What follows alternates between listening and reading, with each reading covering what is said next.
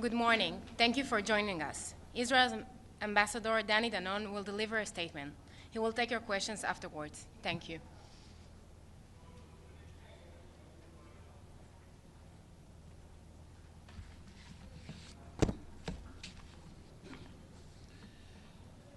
Good morning. Last night, the State of Israel launched a preemptive operation against Iran's nuclear and ballistic missile infrastructure. Dozens of sites across Iran were struck with precision, and many senior terrorists in the IRGC were eliminated. This was a calculated and necessary action based on clear intelligence and carried out in response to an escalating existential threat. For years, the Iranian regime has funded and directed attacks against Israel through its terrorist proxies, Hamas, Hezbollah, and the Houthis. Iran has fueled instability across the region, while openly declaring its intent to destroy, to eliminate the State of Israel. But in recent months, the Iranian threat took a dramatic turn.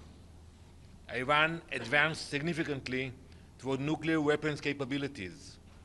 Intelligence obtained by Israel revealed a secret program to develop all necessary parts of a bomb: uranium enrichment, triggering mechanisms, and warhead delivery systems. According to the latest IAEA reports, Iran now has enough material for multiple nuclear weapons and has moved dangerously close to operational capability. What's more, Israel uncovered clear evidence that the Iranian regime was planning a surprise attack in coordination with their proxies. They had planned to invade from all sides, with thousands of terrorists and thousands of projectiles. As you know, October 7 was a deeply painful and traumatic day for all of us. But the danger we confronted last night was of a different magnitude. A surprise attack with a nuclear strike, which Iran was preparing for, would have been terminal. Israel could not and would not wait for that moment to arrive. The decision to act last night was not made lightly. It followed repeated violations by the Iranian regime, continued deception, and an absence of meaningful international consequences. Meanwhile, the Secretary General has made last night a statement expressing concern over our operation. But I must ask, where was the Secretary General when Iran spent years arming itself while vowing to wipe Israel off the map? Where was his voice when Iran rained hundreds of missiles and drones on our civilians? His silence in the face of Iran's constant aggression has been deafening. We acted to protect our citizens. We acted to prevent a threat that would endanger not only Israel, but the entire world. We will not sit quietly while our people are targeted. Not again, not ever. Empty words will not stop Iran. Israel will. Thank you. Ambassador, I wonder what an off-ramp looks like here. The Trump administration is still urging the Iranians to come to the negotiating table. There was supposed to be talks in Muscat, Oman over the weekend. What does a political off-ramp look like between Israel and Iran right now? Well, we have to look at the end results, and the end result should be that Iran has no capability to threaten Israel. We believe the Ayatollahs when they threaten Israel. When they have this clock in the square in Tehran ticking with the hours until the day Israel will be eliminated, we take it very seriously. So we believe their threats, and once we got the intelligence that they're actually acquiring the means, the capabilities, we took actions. Please. Oh, yeah. Thanks, Ambassador. How long is this operation going to go for? And has the US sort of given you any indication that they'll be there to support, I guess, against any retaliation from Iran? And, you know, is one of the goals of this to wreck the nuclear talks? Like, what's the realistic end goal in terms of pulling apart Iran's nuclear program? Well, we don't know how long it will take. We prepared the population in Israel to embrace for attack coming from Iran. Last night they sent more than 100 drones that we intercepted them. We expect more projectiles, and we are preparing the population for very intense days ahead of us. We will continue to act until we will know that we eliminated the threat. So, it's not easy. When you look at the map, you see the distance between Israel and Iran. It takes hours to fly there. And the fact that they put so much energy to build those ballistic missiles and to acquire nuclear capabilities in order to threaten us, we all should be worried about it. Regarding the US, we speak with our allies. Prime Minister Netanyahu made many phone conversations with world leaders, explaining to them why we did what we did. I expect this that the Security Council will meet today. It's not official yet, but we expect it to meet today at 3 p.m. And I will explain to the Council why we did what we did, and I expect the Security Council to understand the decision we took.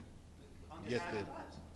Mr. Ambassador, does Israel think that it has significantly dented Iran's nuclear program in last night's or early this morning's strikes, or does it feel that there's more left to do to eliminate this threat? And secondly, the Iranian foreign minister has said that Israel will live to regret this action. What is your response to that? Well, first, we are still looking at what are the results from last night's attack. More than 200 aircraft participated in the operation, more than 100 targets, and we showed our capabilities, mainly the intelligence that we had, the whereabouts of the facilities, and what they were doing there. And we will continue to do whatever it takes. On the radiation. And on the Iranian foreign minister's Well, yeah, so it's nothing new there. For years they are threatening us. And by the way, they have already sent ballistic missiles into Israel. So we didn't wait for them to have nuclear ability to assemble on the ballistic missiles.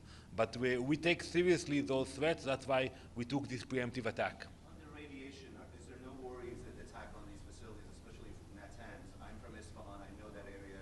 There are populations there that could be affected by a fallout of an attack like that. Do you have any worries about that? There's also many pictures of civilian casualties, women, children under rubble in Tehran. What kind of message are you sending to Iranian people? So, Killing civilians? So I'm telling to the Iranian people very directly that we have nothing against them. We know that they are suffering. We have seen the condition where they live. We saw the regime takes the funding for other things than supporting the people. And our fight is not against the people of Iran. But they are dying. And the attack was taken at a time when people were not in the streets, and we did everything we can to minimize civilian casualties. And on radiation? On radiation, I saw reports coming from Iran. I'm sure you know better than me. But those questions you should refer to the Iranian representative. Yes? Besides diminishing Iran's nuclear capabilities, this regime change is undeclared aim also of this attack, or at least in Iran for it. So the goals of our operation are very clear. Is to make sure that Iran will not have nuclear capabilities and to stop the ballistic missile operation. And I will elaborate on that. They producing hundreds of missiles. They wanted to get to a position where they can compete with Russia and the US regarding ballistic missiles. So we want to stop both the ballistic missile operation and the nuclear reactor. One last question, please. Just a quick question. This kind of like a vicious cycle, back and forth, back and forth. Ambassador, is Israel open to a direct talk with the Iranian counterpart if possible? We are a peaceful nation. We had no conflict with Iran. They decided, because the radical ideas and ideology of the regime, not of the people, to attack Israel. and to spend billions against us.